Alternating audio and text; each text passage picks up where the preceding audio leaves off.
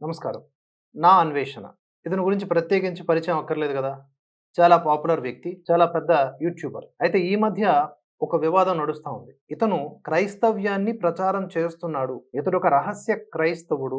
Views కోసమే అక్కడక్కడ హిందుత్వాన్ని పొగుడుతూ, హిందూ దేవీ దేవతల్ని పొగుడుతూ ఉంటాడు. వీలైనప్పుడల్లా గూడా ఇతను తన అసలు ఎజెండాని బయటపెడుతూ ఉంటాడు. లైక్ భారతదేశ వ్యతిరేకతని, హిందూ ధర్మ వ్యతిరేకతని. ఇది చాలా పెద్ద ఎత్తున ఇతని మీద వస్తున్నటువంటి ఎలిగేషన్. మన మిత్రులు చాలామంది రోస్టింగ్ కూడా చేస్తూ ఉన్నారు ఇదే సబ్జెక్ట్ మీద. ఇప్పటికీ నా అన్వేషణ మీద నాకు న్యూట్రల్ అభిప్రాయమే ఉంది.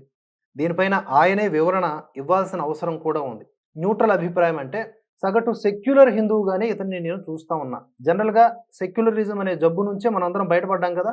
ఇంకా ఆయన ఆ జబ్బులోనే ఉన్నాడేమో! అందుకనే మనం న్యూట్రల్ బేస్‌లోనే కొన్ని విషయాల్ని చెప్పుకుందాం. జనరల్‌గా ఈ మాఫియాలు, ఈ మత మార్పిడి మాఫియాలు ఎలా ఉంటాయంటే, ఈ మతోన్మాద బ్యాచ్ మనం ఎంతవరకు హిందూ అనుకూలంగా మాట్లాడుతున్నాం అనే విషయాల్ని పట్టించుకోరు. అన్ని మతాలు సమానమని, అన్ని మతాలు గొప్ప అని మాట్లాడేటటువంటి ప్రాసెస్‌లో ఎక్కడైతే వారి మతానికి అనుకూలంగా కాస్త మాట్లాడుతామో, ఆ కొన్ని సెకండ్ల నిడివి గల వీడియోని బాగా ప్రచారం చేసుకొని, వారి రహస్య ప్రార్థనల్లో దాన్ని ఇంక్లూడ్ చేసి మరిన్ని మత మార్పిడులు చేస్తారు. అందుకనే ఏ హిందువు కూడా ఎట్టి పరిస్థితుల్లో ఇతర మతాల గురించి నెగెటివ్‌గాను, పాజిటివ్‌గాను కామెంట్స్ చేయాల్సినటువంటి అవసరం లేదు. Necessarily, unnecessarily. మనకి రెస్పెక్ట్ ఇచ్చిన వారికి రెస్పెక్ట్ ఇవ్వటం, మన సంప్రదాయాల్ని గౌరవించే వాళ్ళని మనం గౌరవించటం, ఇంతవరకు చేస్తే చాలు. ఇది మనం కట్టుబడి ఉండాల్సినటువంటి సూత్రం. ఇదే మన యొక్క సూత్రం అవ్వాలి. ఇక్కడ ఎలాంటి మొహమాటం లేదు. కానీ నా అన్వేషణ ఏం చేస్తున్నారు అంటే, చాలా సందర్భాల్లో అతను ఫిల్టర్ ఉండదు. ఏది మాట్లాడినా ఓపెన్‌గా మాట్లాడతాడు. చైనాని విపరీతంగా అభివర్ణిస్తూ ఉంటాడు. పొగుడుతా ఉంటాడాయన. కొన్ని సందర్భాల్లో అవి నిజమే. మనకి మింగుడు పడకపోయినా చైనా ఇప్పటితో పోల్చుకుంటే భారత్‌తో 2050లో మన భారత్ ఉండే స్థితిని ఇప్పటికే చైనా పొంది ఉంది. అన్ని విధాలుగా టెక్నాలాజికల్‌గా కావచ్చు, ఇతరత్ర అభివృద్ధి కోణాలు. కానీ మానవత్వపు కోణంలో అది కొన్ని యుగాలు దాటినా కూడా మారదు ఆ దేశం. మన దేశపు దరిదాపుల్లోకి కూడా రాదు. మనకి ఎంత పెద్ద సంక్షోభం వచ్చినా అన్నదానం అనే బ్రహ్మాస్త్రం చాలు. దాని నుంచి మనం బయటపడిపోవడానికి. ఇలాంటివెన్నో సూత్రాలు, ఆచారాలు మన దాంట్లో ఉన్నాయి.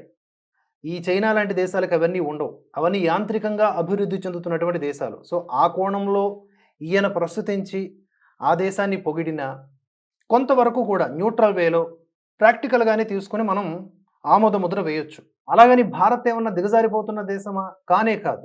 సరైనటువంటి నాయకుడే ఉండాలి గానీ, అభివృద్ధి ఎలా ఉంటుందో చేసి చూపిస్తాం. భారతదేశానికి ఎంత గౌరవం రావాలో రప్పించి చూపిస్తామని ప్రస్తుతానికి ఉన్నటువంటి నరేంద్ర మోదీ గారు మీరు ఒప్పుకున్నా, ఒప్పుకోకపోయినా మనకి లైవ్ ఎగ్జాంపుల్ చూపిస్తూ ఉన్నారాయన. సో, ఇక్కడ coming to the main point. నా అన్వేషణ యూట్యూబర్ అన్వేష్ గారు తప్పకుండా కొంతవరకు సవరించుకోవాల్సిన అవసరం ఉంది తన గొంతుని. ఏ దేశానికెళ్తే ఆ దేశానికి తగ్గట్టుగా మాట్లాడడం ఓకే. కానీ నిజంగా మీరు హిందువని పలు సందర్భాల్లో చెప్పుకున్నప్పుడు, ఆ హిందుత్వానికి చేటు తెప్పించేటటువంటి ఎలాంటి మాట మీరు ఆడకూడదు. కొన్ని లక్షల మంది, కోట్ల మంది మీ వీడియోలు చూస్తున్నప్పుడు, మీ మాటల్ని వక్రీకరించి లాభపడే వాళ్ళుంటారు. మీ మాటల్ని డైరెక్ట్‌గా తీసుకొని మార్కెటింగ్ చేసుకునే వాళ్ళుంటారు. కాబట్టి ఇంకాస్త బాధ్యతగా మీరు మెలగాల్సిన అవసరం ఉంది. కేవలం ట్రావెలింగ్ ఒకటే కాదు. ఈ భారతదేశానికి చాలా మూలాంశాలు, కీలక అంశాలున్నాయి. వాటి పట్ల బాధ్యతని కనబరచాలి. ఎన్నో అంశాల మీద మీరు మాట్లాడుతున్నప్పుడు, ఈ అంశాల మీద కూడా కాస్త శ్రద్ధ వహించాలి. మా తోటి మిత్రులు చాలా వరకు క్వెషన్స్ రైజ్ చేస్తా ఉన్నారు. వాటికి మీరు విడిగా సమాధానం చెబితే కొంతవరకు సాంత్వన చేకూరే అవకాశం ఉంటుంది. లేదు ఇలా ఎవరికి నచ్చినట్లు వాళ్ళు ఆలోచింపజేసుకొనిస్తే అది చిలికి చిలికి గాలివానలా మారే అవకాశం కూడా ఉంటుంది. సో, నా అన్వేషణ చేసినటువంటి వీడియో క్లిప్ ఏంటో ఒకసారి చూద్దాం. ఎందుకంటే పంటో పతంగా అన్ని చదివి ఎందుకంటే ఈ బైబిల్ ఎక్కడిది అన్వేష్ అంటే నాకు బైబిల్ అంటే ఇష్టం. ఎవరిచ్చారో మీ అందరికీ తెలుసు. ఎన్ని సంవత్సరాల నుంచి నేను పట్టుకుంటున్నానో మీ అందరికీ తెలుసు. ఇప్పుడు బైబిల్ దేవుని ఆజ్ఞ లేకుండా 125 దేశాలు నేను తిరగలుగుతానా? చెప్పండి. ప్రభు యేసు ప్రభు ఆజ్ఞ లేకుండా నేను 1000కి పైగా చర్చలు చూపించాను. 2000 వీడియోలు చేశానే. 2000 వీడియోలు ఎన్ని చర్చలు చూపించాను? ఎక్కడైనా చర్చలు మిస్ చేశానా నేను? నాకు ఇష్టం.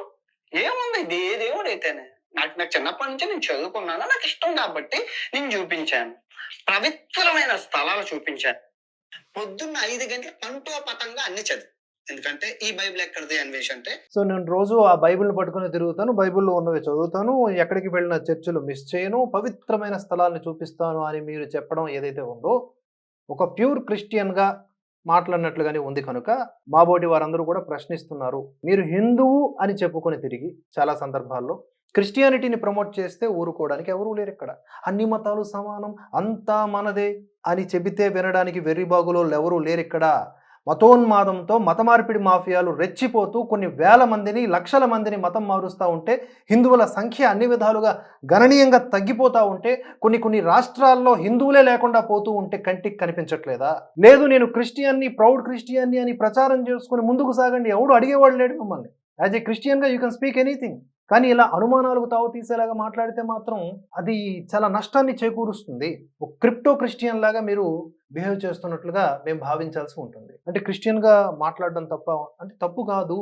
నేను అనేది ఏంటి అంటే మీరు రీడ్ బిట్వీన్ ద లైన్ అర్థం చేసుకోవాలి.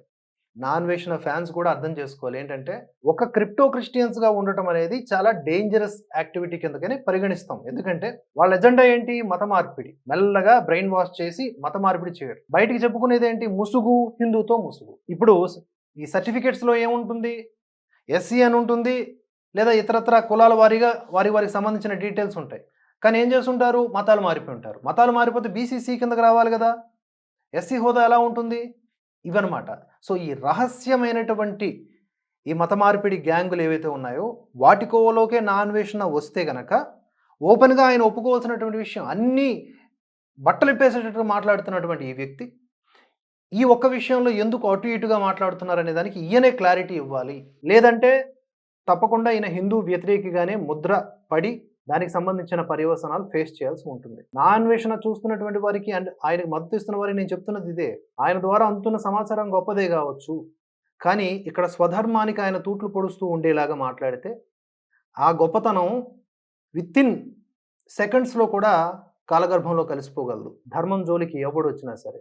ఇంకొకటి, నీతి కబుర్లు మాత్రం చెప్పొద్దు మన హిందువులకి ఎవరు. ఈ సెక్యులర్ పాఠాలు చిన్నప్పటి నుంచి విని విని విసిగి వేసారిపోయినాం. ఇంట్లో మనకు తెలియకుండానే మన చెల్లో, మన తల్లిలో మతం మారితే తెలుస్తుంది.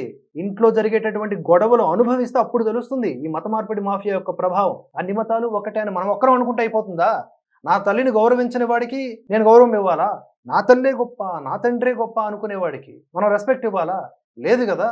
మరి అలాంటి ధోరణి హిందువులకే ఎందుకు? సో దయచేసి ఈ ట్రాప్లో, అంటే నాన్వేషణ బోధిస్తున్న సెక్యులరిజం ట్రాప్లో పడకండి. At the same time Naa Anveshana తప్పకుండా మారాల్సిన అవసరం ఉంది. ఒకవేళ ఆయన క్రిస్టియన్ అయితే ఎస్ ఐఎమ్ క్రిస్టియన్ అని చెప్పుకోమనండి, నో ప్రాబ్లం. లేదా అన్ని మతాలని అనుకుంటున్నాను, అన్ని మతాలు సమానమే అనుకుంటే గనక ఇదిగోండి ఇలాంటి పరిస్థితులను కూడా ఆయన ఫేస్ చేయాల్సి ఉంటుంది. ఇది నా ఒపీనియన్. అప్డేట్స్ కోసం ఫాలో అవుతూనే ఉండండి భరతవర్ష. జై హింద్, జై భారత్.